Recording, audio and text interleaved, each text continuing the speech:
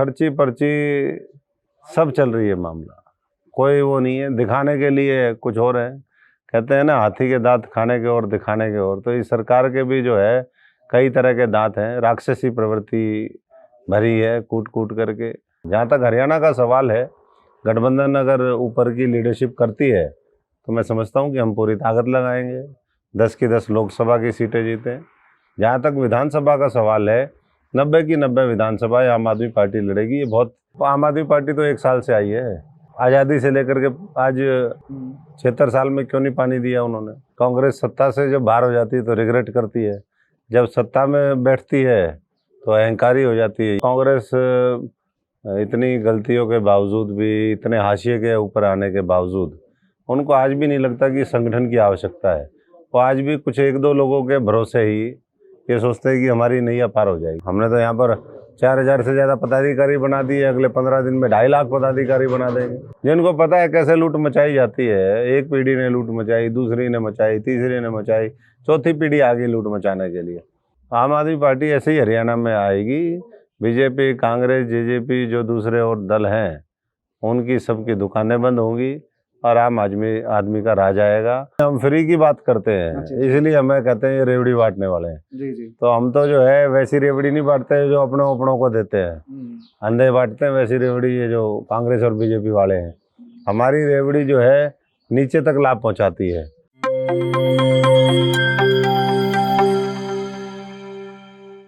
प्यारे दोस्तों, सादर अभिवादन। मैं हूं महेश कुमार वैद्य और आप देख रहे हैं एनजेपी हरियाणा। आप इस हाईलाइट में आज के भाजपा वाले अशोक तंवर को नहीं, बल्कि तब के आम आदमी पार्टी के नेता अशोक तंवर की बातों को सुन रहे थे। तब तंवर आम आदमी पार्टी की प्रचार समिति के अध्यक्ष थे।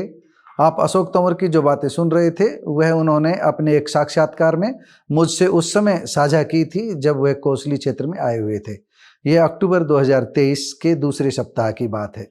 तंवर के भाजपा में शामिल होने के तुरंत बाद उनके 3 माह पुराने साक्षात्कार के प्रमुख अंश दिखाने के पीछे हमारा उद्देश्य सिर्फ इतना ही है कि तंवर का मोहभंग इन्हीं 3 महीनों में हुआ है।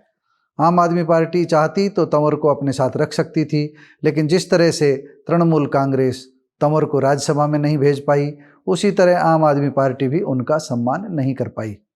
पहले उन्हें आम आदमी पार्टी के प्रदेश अध्यक्ष के रूप में देखा जा रहा था, मगर केजरीवाल ने उनके हिस्से में केवल प्रचार प्रमुख की कमान थमा दी। लंबे समय से राजनीति कर रहे किसी व्यक्ति का महत्वाकांक्षी होना स्वाभाविक है, लेकिन वैचारिक धरातल पर तंवर शुरू से ही काफ़ी दुविधा में रहे हैं। यह संभव है कि उनकी अपेक्षाएं राजनीति में अपने रुतबे से कुछ ज़्यादा रही हो, लेकिन तंवर का इस्तेमाल करने वालों ने बदले में उन्हें उतना नहीं दिया जितना देना चाहिए था। कांग्रेस ने अवश्य तंवर को बहुत कुछ दिया। सबसे कम उम्र में वह युवा कांग्रेस के राष्ट्रीय अध्यक्ष बने, उन्हें हरियाणा कांग्रेस का अध्यक्ष बनाया गया, लेकिन पूर्व चीफ मिनिस्टर भूपेंद्र सिंह हुड्डा से अनबन के कारण वह पंजा दल से दूर चले गए। कुछ लोग ये मानते हैं कि यह अशोक तंवर की जीवन की सबसे बड़ी भूल थी, मगर अब अतीत छोड़कर वर्तमान की बात करते हैं। भाजपा ने तंवर की टीस को समझा और मनोहर ने पासा फेंक दिया। प्रदेश के चौथे लाल ने कमाल कर दिया। तंवर के मामा बनकर मनोहर ने उन्हें अपना मुरीद बना लिया। यह वही मनोहर लाल है जिन्हें तंवर कल तक पानी पी पी कर कोसते थे। मनोहर लाल के अलावा भाजपा के कई वरिष्ठ नेताओं की इसमें अहम भूमिका रही है, लेकिन हम मनोहर लाल की बात विशेष रूप से इसलिए कर रहे हैं क्योंकि हरियाणा में बागडोर बतौर मुख्यमंत्री उन्हीं के पास है। आप आगे चलकर खुद इस बात को सुन लीजिए कि किस तरह मनोहर सरकार की खर्ची और पर्ची को लेकर खिंचाई की जाती थी। मनोहर सरकार की खर्ची और पर्ची को लेकर तंवर कितने आक्रामक रहते थे। खर्ची पर्ची सब चल रही है मामला, कोई वो नहीं है। दिखाने के लिए कुछ और है, कहते हैं ना हाथी के दांत खाने के और दिखाने के और। तो इस सरकार के भी जो है कई तरह के दांत हैं, राक्षसी प्रवृत्ति भरी है कूट कूट करके। यह सच है कि अपने वाक चातुर्य से तंवर यह सिद्ध कर देंगे कि भाजपा ही आज देश की सबसे बड़ी ज़रूरत है, लेकिन एक बात अवश्य ध्यान में रखनी चाहिए, विचारधारा से जुड़े रहना और किसी विचारधारा को पोषित करना किसी भी पद से बड़ी बात है। वर्तमान परिस्थितियों में तो हम यही कहेंगे कि अब तो टिक कर रहिए अशोक तंवर जी। मुझे आपके भाजपाई बनने में किसी तरह का आश्चर्य नहीं हुआ। कुछ दिन पहले ही मेरी अपने एक ऐसे मित्र से चर्चा हो रही थी जिनकी राजनीति में गहरी रुचि है। वह भविष्य की राजनीति का रुख जानना चाह रहे थे। जब मैंने उनसे कहा कि देखते रहिए, थोड़े ही दिनों में बड़े बड़े दिग्गज भाजपाई बनते नजर आएंगे, तो उन्हें यकीन नहीं आ रहा था। लेकिन अब मेरी बात सही साबित होती जा रही है।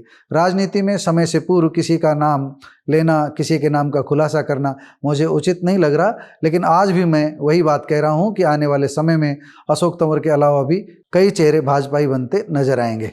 इसे भाजपा की सफल रणनीति ही कहना चाहूँगा। कांग्रेस जहां हुड्डा, किरण चौधरी, सुरजेवाला, शैलजा व कैप्टन जैसे नेताओं की व्यक्तिगत पार्टी बनती जा रही है, वहीं भाजपा अपना संगठन मजबूत करती जा रही है। अशोक तंवर को भाजपा में शामिल करना लोकसभा चुनाव में भाजपा की ताकत बढ़ाना है, पार्टी की ताकत बढ़ाना है। तंवर के आने से अनुसूचित जाति के मतदाताओं में भाजपा की सेंध बढ़ेगी। हम यहाँ यह भी बता दें कि एक समय तंवर की शादी सोनिया गांधी की सलाह से हुई थी। अशोक तंवर की पत्नी अवंतिका अजय माकन की चचेरी बहन और पूर्व राष्ट्रपति शंकर दयाल शर्मा की नातिन है। तंवर ने दिल्ली में छात्र राजनीति से शुरुआत की थी। तंवर मूल रूप से झज्जर जिले के गांव चिमनी के निवासी है। इसी कारण चीफ मिनिस्टर मनोहर लाल ने उन्हें अपना भांजा बताया है। अशोक तंवर के जिस साक्षात्कार को लेकर हम आज बात कर रहे हैं, उस साक्षात्कार का लिंक आपको डिस्क्रिप्शन में मिल जाएगा। धन्यवाद।